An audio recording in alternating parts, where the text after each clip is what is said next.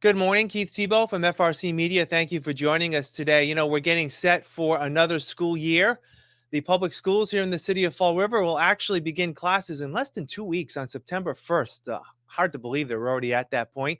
So, we're going to catch up with some new things, some exciting things coming up in the Fall River Public Schools this year. I'm pleased to be joined by the Interim Superintendent of Schools for the city of Fall River, Maria Pontes. Madam Superintendent, thank you for joining me. How are you today?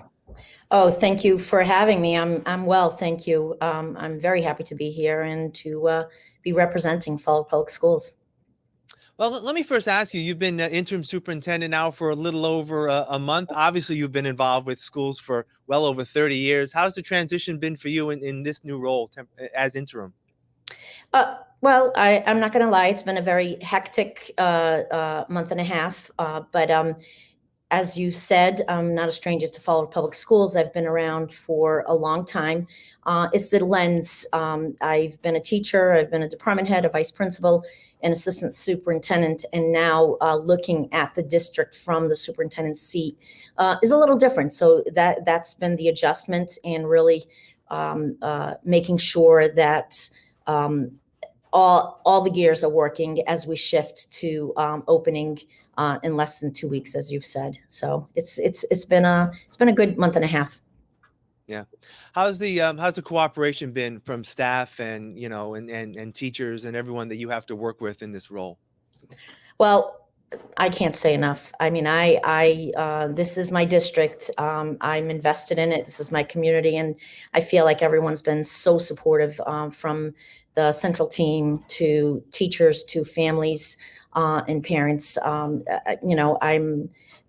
typically a hands-on principal, a teacher, et cetera. So I am very familiar. I've led a couple of the schools in our district, so I'm familiar with staff and with a lot of families and students. So it's good to be walking around throughout the district and seeing familiar faces. But I feel very supported as the superintendent.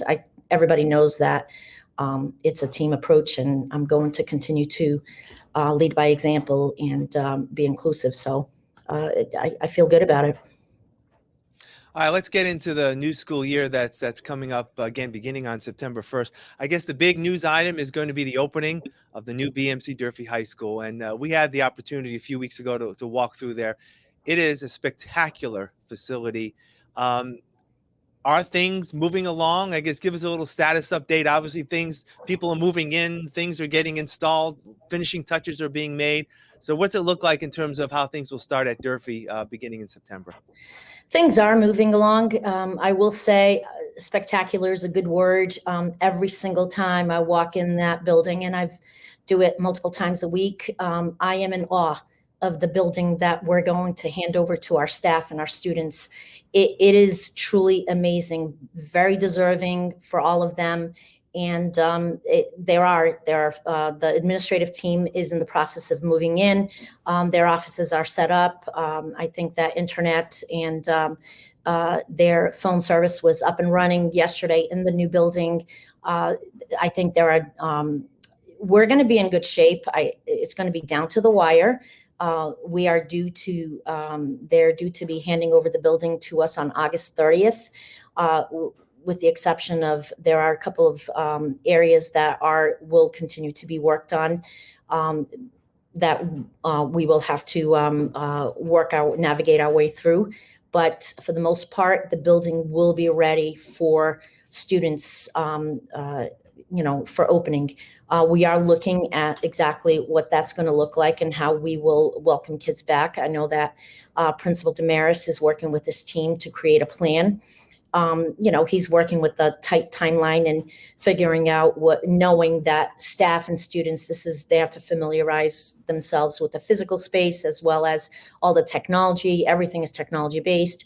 So there's a lot of training that needs to happen. But he is working through a plan for that so that he's ready to welcome students and staff back. But that is, and we are also working at creating with the mayor's office and school committee to have an open house to welcome the public in, because it is the public's building. And I just can't wait until everybody sees just how amazing that building is, because it truly, you can't even describe it in words.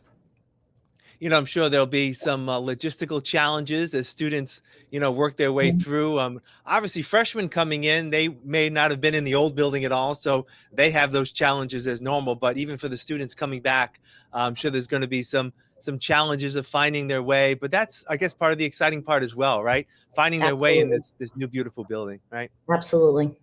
How do some of the other schools look in terms of getting set for the year in general, in terms of physical? I know Mhm. there's constantly work being done to make repairs and upgrades in schools. Anything that has been done over the summer that may or may not impact opening of some of the other schools? We actually have some capital projects that are happening in some schools. I know Watson, a lot of work happening over there. They are pushing through, adding the bathrooms in the basements, bringing them up to code. That work is scheduled to be completed for opening. There's a ramp that they're working on also that for accessibility in the front. We have roof work that's ongoing. At Talbot, there's going to be some work done. They're just going to be starting that. With the parking lot will be repaved. There's going to be curbing, sidewalks that will be happening. They also have some science labs.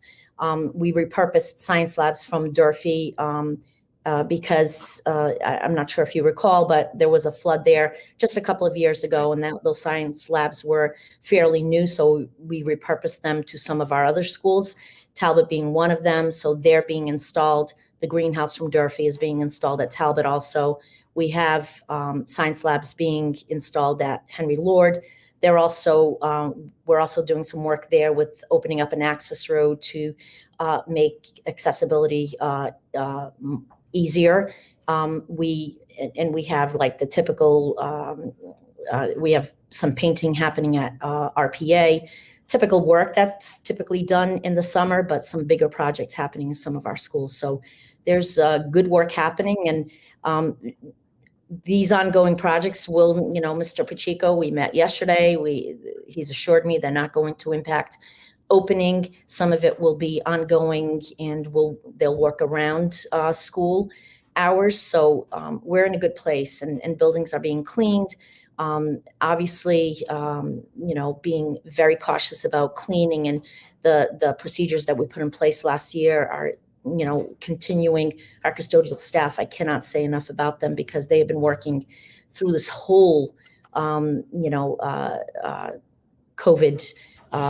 piece nonstop, and really to ensure the safety of everybody that enters our building. So that's all happening as we prepare to Yeah. welcome our students back. Let's go back. Obviously, everyone is coming back. It's full speed ahead in terms of in-person classes after a year and a half rather, of very difficult times in the school system dealing with COVID-19. I know that just to let people know who are watching this, we're filming this on Wednesday, August 18th, and with schools opening in 2 weeks from when we're recording this. Um, there's still some things up in the air in terms of how things may look officially in school. I know there's always questions about whether there'll be any sort of mask mandate. As of this point, obviously things may change. Where do things stand? Yeah, and I will say our parents have been extremely patient. We have been waiting and listening, watching, the data. I'm actually meeting with our director of nursing. We're meeting with the Board of Health tomorrow, so that we can have a discussion about masks. Department of Elementary at DESE has recommended that masks be worn for K-6 because 12 years and younger are not, there's no vaccine yet for them. But we are looking to see where we stand with the Board of Health, and hopefully making a determination by the end of the week. There's no governor. The governor has not issued a mandate yet. And everyone was kind of waiting to see if that was going to happen. So we're going to be making a decision, and that's in the best interest of all of our students and staff.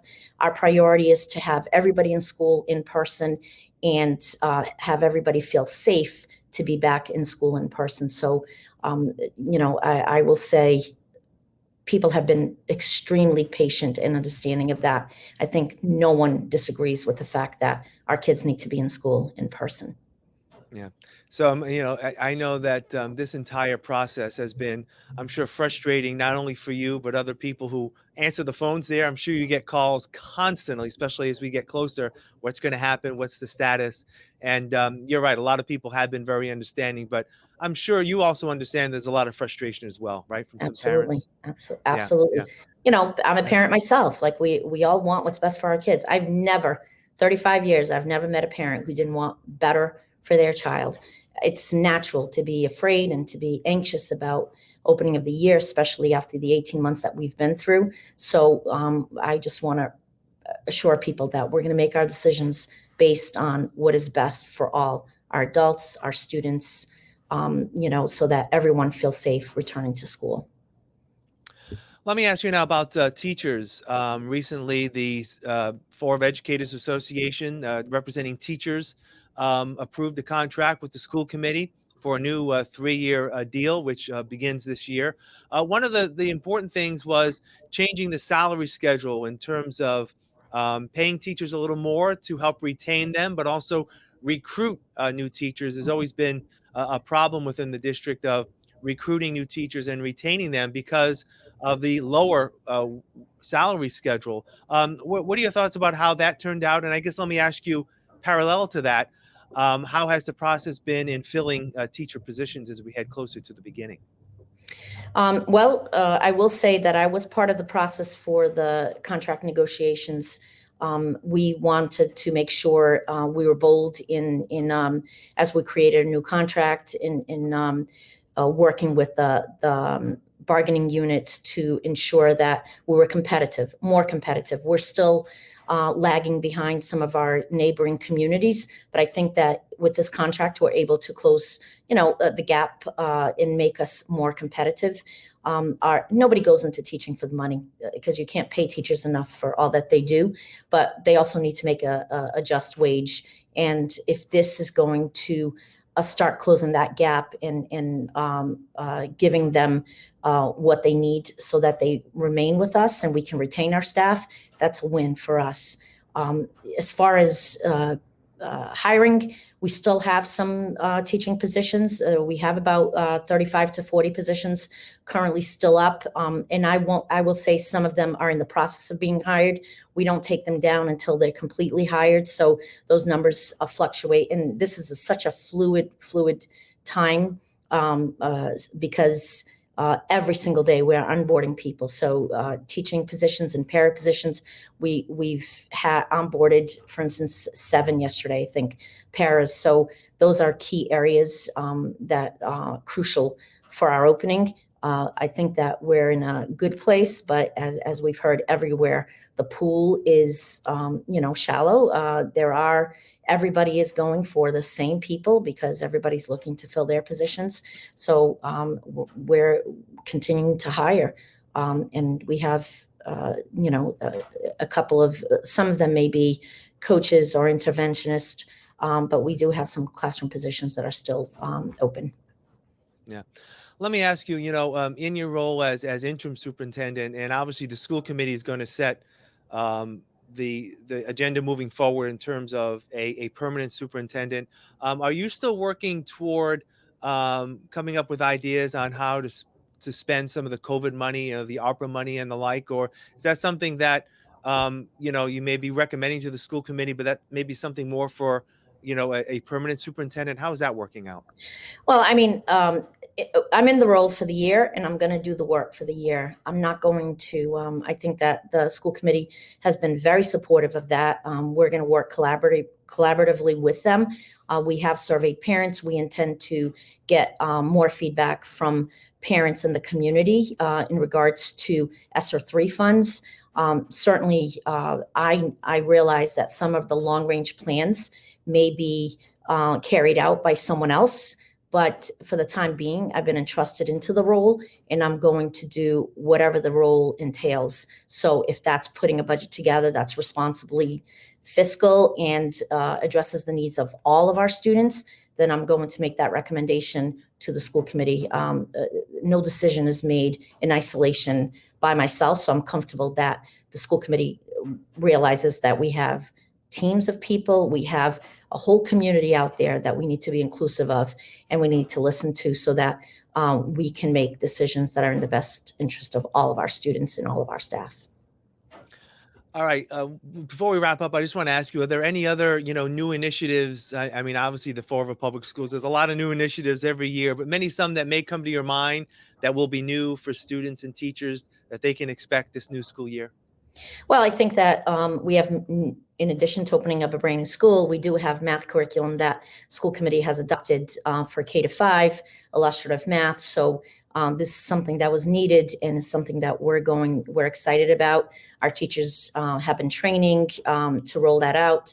Our priority as we welcome our students back is really, for 18 months, it's been interrupted schooling, and we want to reconnect with our students. We want to create welcoming communities again in our schools. We don't know what people have lived through, adults as well as students, for the last 18 months. And we want to make sure that we create these learning environments that are accepting of all and that are supportive. We want to make sure that we are supporting our students' academic needs as well as the social emotional needs, and making sure that we're putting those supports in place so that we can be proactive. So priority number one, welcome everybody back face to face with safety measures in place, making sure that we support all of our students and create this learning environment that they've missed, hopefully, and that they're so looking forward to for the adults as well as for our students. And let me ask you: over the last 18 months or so, since the schools went remote, are there any things? And I've asked this of other people in different industries and government. Is there anything that was learned from the experience of COVID? I know there's going to be, there's plenty of time to think about this, but anything that may come to mind that may have worked well during this COVID time that you may consider, keeping on moving forward? Well, I think that one of the biggest things is we know we can use technology in many more different ways, right? We can reach our families differently. It doesn't always have to be an in-person meeting. We can open access to families for parent-teacher conferences using technology. I think that, for the last 18 months, technology was at the forefront. Certainly, we don't want kids in front of screens 24/7, but we want to be strategic of how we use technology to support learning and also to be inclusive.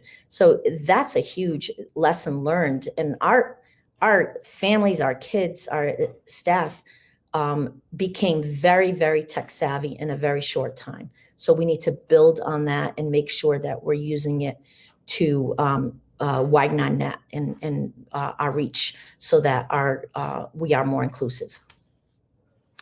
All right, Interim Superintendent of Schools, Maria Pontes, thank you for your time. I know we're all looking forward to that exciting first day, when I know this year it's going to be a thumbs up. It's not going to be a high five Yes. with students coming in. I know you're looking forward to that, and I'm sure our parents are in Florida as well. Thank you for joining us, and hopefully we can catch up again as the year goes on to get some updates. I do appreciate your time. Thank you. Thank you. Thank you so much for having me. And thank you to all those. We are so looking forward to welcoming everyone back.